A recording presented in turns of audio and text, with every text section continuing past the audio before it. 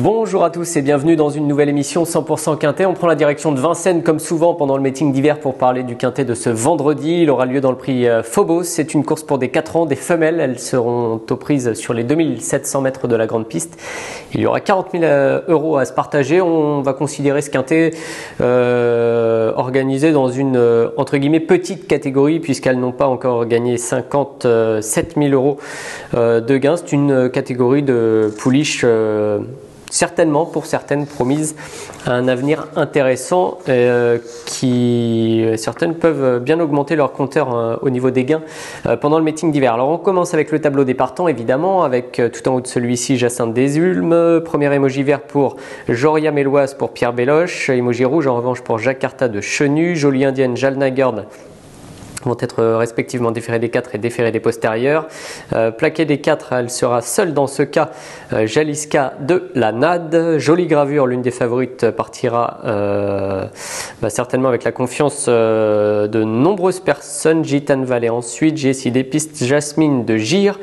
Et puis 4 concurrentes dans le second tableau, Justicia Glam, Genufa, Josie Duvillard pour un Odémote qui sera donc doublement représenté. Et Jolie Smart, le numéro 14 pour terminer. On fait tout de suite le papier de cette épreuve.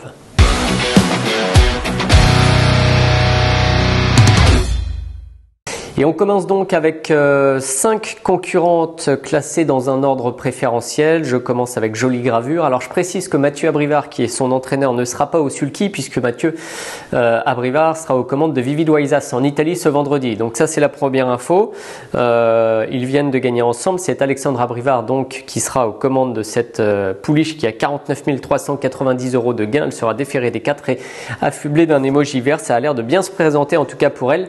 Et on va la revoir en piste tout de suite lors de son dernier succès, un succès intéressant acquis de peu devant Joy to Gis dans le prix Jean-Maurice Bétaux le 19 novembre 2023 sur l'hippodrome de Vincennes. Donc Jolie Gravure est venue en tête dans la descente. Elle s'est ensuite imposée en allant devant Joy to Gis en vert. C'est la toque rouge à droite, Jolie Gravure, et puis à l'extérieur Jet Set qui a bien terminé justement avec Alexandre Abrivard. À noter que Joria Méloise ce jour-là était 5e, donc une victoire acquise de peu, mais on va se rendre compte que finalement dans la catégorie dans laquelle elle évoluait ce jour-là, cela semble suffire en tout cas pour Jolie Gravure. Donc moi je pense qu'elle a montré suffisamment de choses pour doubler la mise. Elle était didite, je ne l'ai pas précisé, mais Joy to Gis finissait fort à l'extérieur, donc elles étaient didites ce jour-là.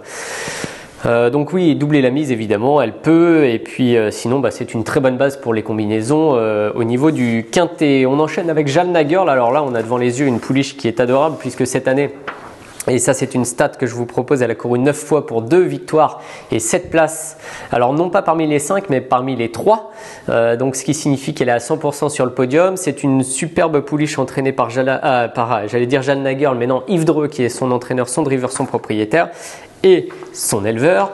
Et donc Jalnagard, on va la retrouver également lors de sa dernière victoire, acquise sur le pied d'une 12-3 sur les 2100 mètres de la grande piste à Vincennes. Elle avait le numéro 2, ça s'était à peu près bien passé puisqu'elle s'était faufilée dans la phase finale et ensuite elle avait fait la différence avec Style, petite pouliche alezane là qui est assez plaisante.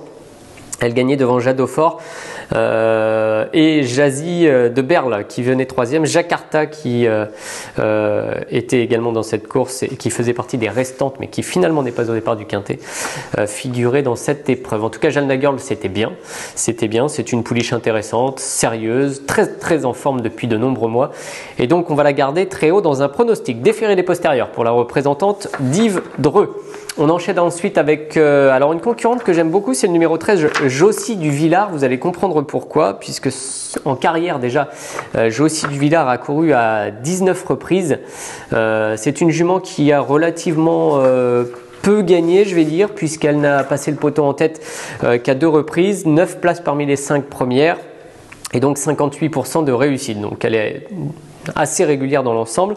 On la retrouve à Laval lors de son avant-dernière sortie le 1er novembre dans le Grand Prix André de la Vessière. C'est toujours une course intéressante ce Grand Prix André de la Vessière qui fait office de finale régionale de l'Open des régions. Et là c'est Jingle Dupont qui s'est imposé gagnant à Vincennes depuis. Jason Gignoux a répété lui aussi à Vincennes dans la finale nationale, cette fois de l'Open des régions. Japlou Turgot était 3e et donc c'est Jocy Duvillard partie à 108 contre 1, avait été drivée de manière offensive puisqu'elle était tout de suite aux avant-postes par Arnaud Desmottes et elle se classait 4e, très bonne 4e je trouve, devant en plus des concurrents qui tiennent la route, Jolie Kovadarian et Jingle Delo. Elle trottait 14-8. Très honnêtement, si elle répète ce niveau de performance, elle ne devrait pas être loin du tout dans ce lot réservé aux femelles. Je complète mon quintet avec deux concurrentes qui viennent de courir ensemble. Le numéro 14 d'abord, Jolie Smart. Et ensuite le numéro 12, Genufa. Alors pour parler de la première, c'est la plus riche de la course, elle a 56 000 € de gain, elle est déférée des 4 pieds, elle est entraînée par Antoine Marion, drivée par Mathieu Mottier et on va la revoir en piste le 24 novembre dans le prix Kéronis sur les 2700 mètres de la grande piste, donc sur le parcours qui nous intéresse. Gétida avec Mathieu Mottier s'imposait justement, Joyce Desgranges était 2e, Jeanne Delo 3e, Genufa 4e et Jolie Smart en gros bleu avec une écharpe blanche 5e. Je pense que ces deux-là se tiennent d'assez près. Il y avait 26 contre 1 pour l'une et 27 contre 1 pour l'autre. Voilà, elles se retrouvent ici très bien engagées, toutes les deux dans cette compétition. Et en ce qui concerne Genufa, le numéro 12, je vous propose aussi une stat au niveau des chiffres, puisqu'elle a couru 17 fois depuis le début de sa carrière pour 3 victoires, 9 places parmi les 5 premiers, 71% de réussite, ce qui en fait une pouliche très sérieuse ici au départ de ce quintet. Donc vous l'avez compris, il y a pas mal de possibilités dans cette compétition, mais des favorites qui ont quand même des atouts à faire valoir, et notamment ce numéro 7, Jolie Gravure. Voilà pour l'étude de cette épreuve. Je vous propose tout de suite de filer dans la troisième et dernière partie de l'émission et je vous proposerai un conseil de jeu également pour le quintet, pour une autre course.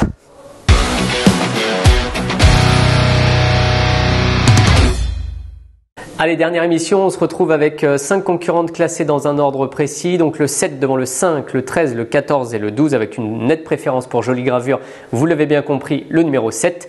Et puis un conseil de jeu dans cette réunion, j'ai beaucoup aimé le style de la dernière course de Little Aurélie, une fille de Feeling Cash et d'Aurélie Dretz.